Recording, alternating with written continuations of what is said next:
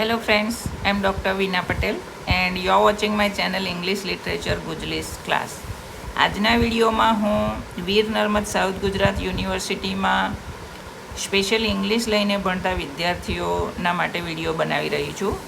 અને તમે અહીં જોઈ શકો છો કે આજે મેં ટૉપિક લીધો છે તેમના માટે વિમેન્સ રાઇટિંગ ઇન ઇંગ્લિશ, જેમની ટેક્સ્ટ બુકનું નામ છે a room of one's own, written by Virginia Woolf for semester 5 third year BA. આ ટેક્સ્ટમાંથી આપ સૌને 2 લોંગ ક્વેશ્ચન્સ પૂછાવાના છે, બરાબર? એમાંથી કોઈ પણ એક તમારે લખવાનો છે. તો 2 લોંગ ક્વેશ્ચન તમારે એવી રીતે રેડી કરવા જોઈએ કે જેની સમજ તમને સંપૂર્ણપણે હોય અને તમે એનું મટીરિયલ રાઇટ કરી શકો જ્યારે તમે ક્વેશ્ચન પેપર લખવા બેસો ત્યારે, બરાબર છે? તો હું અહીં તમને છે ને 2 ક્વેશ્ચન્સની સમજૂતી આપીશ, ઇંગ્લિશ અને ગુજરાતી બંને લેંગ્વેજમાં. જો તમે એ પરફેક્ટલી સમજી લેશો ને તો તમને એ ટેક્સ્ટ પણ સમજાઈ જશે અને એ ટેક્સ્ટમાંથી તમને કોઈ પણ ક્વેશ્ચન પૂછાય તો તમને એના જવાબો પણ લખતા આવડી જશે, બરાબર? તો ક્વેશ્ચન 1 આ રીતે પૂછી શકાય છે તમને: why does Virginia wolf say that a woman needs money and a room of her on? બરાબર, વર્જિનિયા વુલ્ફ કહે છે કે વુમનને પૈસાની શું કામ જરૂર હોય છે અને તેને પોતાના રૂમની શું કામ જરૂર હોય છે, બરાબર? તો આપણે અહીં સમજી લઈએ જરા. Virginia Woolf's central argument is that women have historically been deprived of opportunities. Society did not allow women to study, travel freely, inherit property, or participate equally in intellectual life. According to Woolf, 2 things are essential for a woman or woman writer. Number 1, financial independence. Number 2, a private room or personal space. Money represents freedom. Without financial security, women become dependent on men. Dependence destroys confidence and creativity.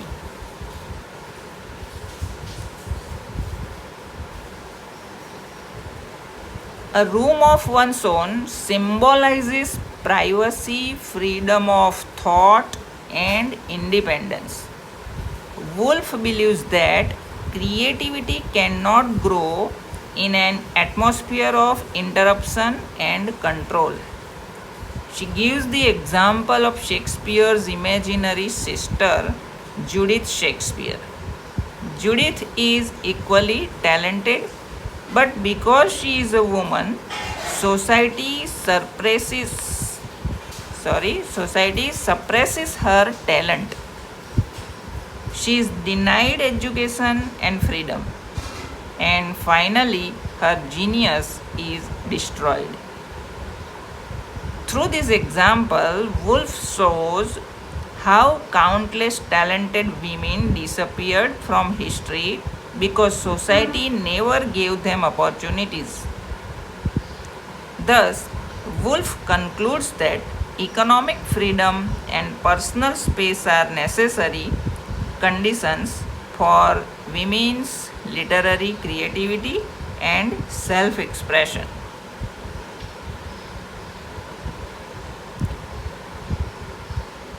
આપણે એનો ગુજરાતી પણ સમજી લઈએ જરા, કે જેઓ Gujarati માધ્યમમાંથી English માધ્યમમાં આવ્યા હોય અથવા સ્પેશિયલ ઇંગ્લિશ લઈને બેઠા હોય ભણવા માટે, તો એમને પણ સમજ પડી શકે.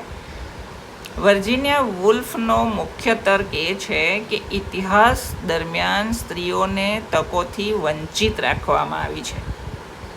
સમાજે સ્ત્રીઓને અભ્યાસ, મિલકતનો અધિકાર, સ્વતંત્ર પ્રવાસ અને બૌદ્ધિક ક્ષેત્રમાં સમાન ભાગીદારીથી દૂર રાખી હતી. વુલ્ફના કહેવા મુજબ સ્ત્રી લેખિકા માટે 2 બાબતો ખૂબ જરૂરી છે.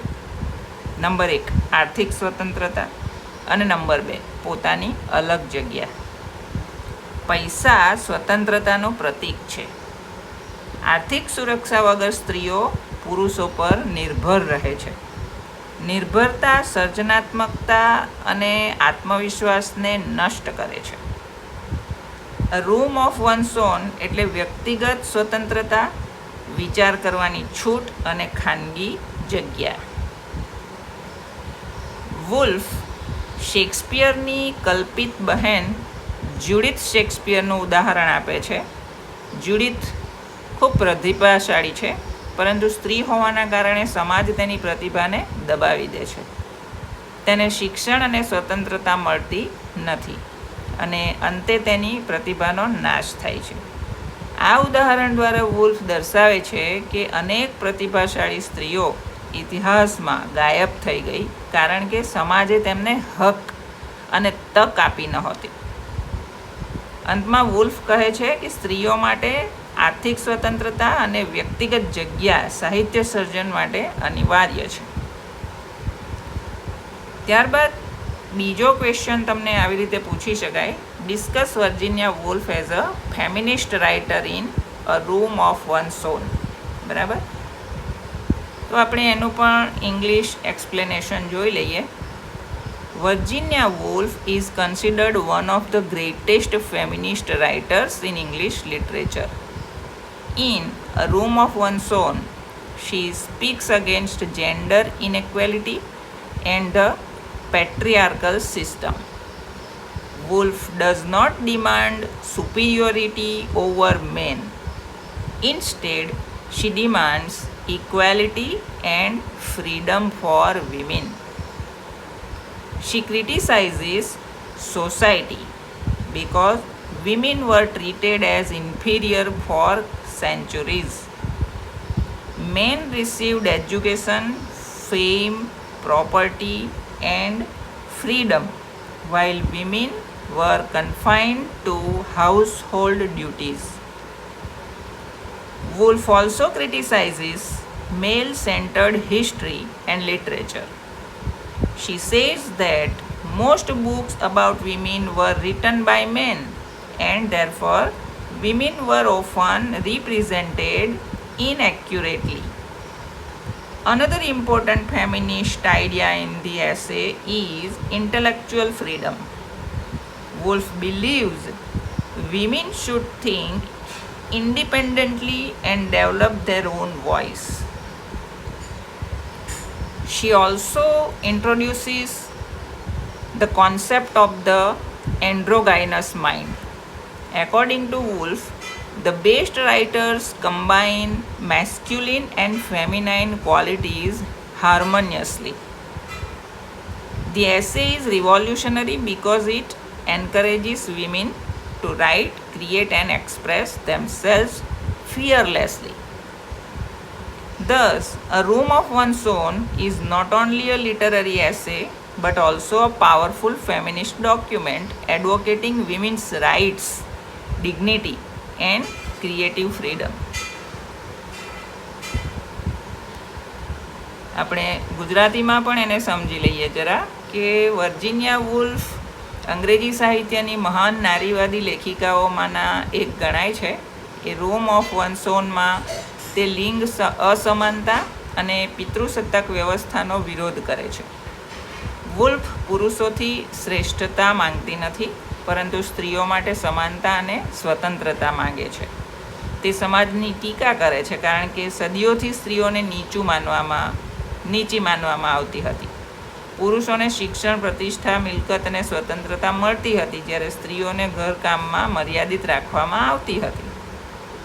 વુલ્ફ પુરુષ કેન્દ્રિત ઇતિહાસ અને સાહિત્યની પણ ટીકા કરે છે. મોટાભાગના પુસ્તકો પુરુષોએ લખ્યા હોવાથી સ્ત્રીઓનું ખોટું પ્રતિનિધિત્વ થયું છે. નિબંધમાં ઇન્ટેલેક્ચ્યુઅલ ફ્રીડમનો વિચાર પણ મહત્ત્વપૂર્ણ છે. વુલ્ફ માને છે કે સ્ત્રીઓએ સ્વતંત્ર રીતે વિચારવું અને પોતાનો અવાજ વિકસાવવો જોઈએ. તે એન્ડ્રોગાઇનસ માઇન્ડનો પણ વિચાર આપે છે. તેના મુજબ શ્રેષ્ઠ લેખક એ છે જેમાં પુરુષ અને સ્ત્રી બંનેના ગુણોનું સંતુલન સધાયું હોય.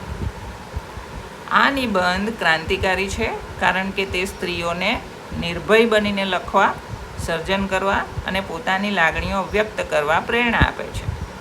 એટલે અ રૂમ ઓફ વન્સ ઓન માત્ર સાહિત્યિક નિબંધ નથી, પરંતુ સ્ત્રીઓના અધિકાર, ગૌરવ અને સર્જનાત્મક સ્વતંત્રતાનો શક્તિશાળી નારીવાદી દસ્તાવેજ છે.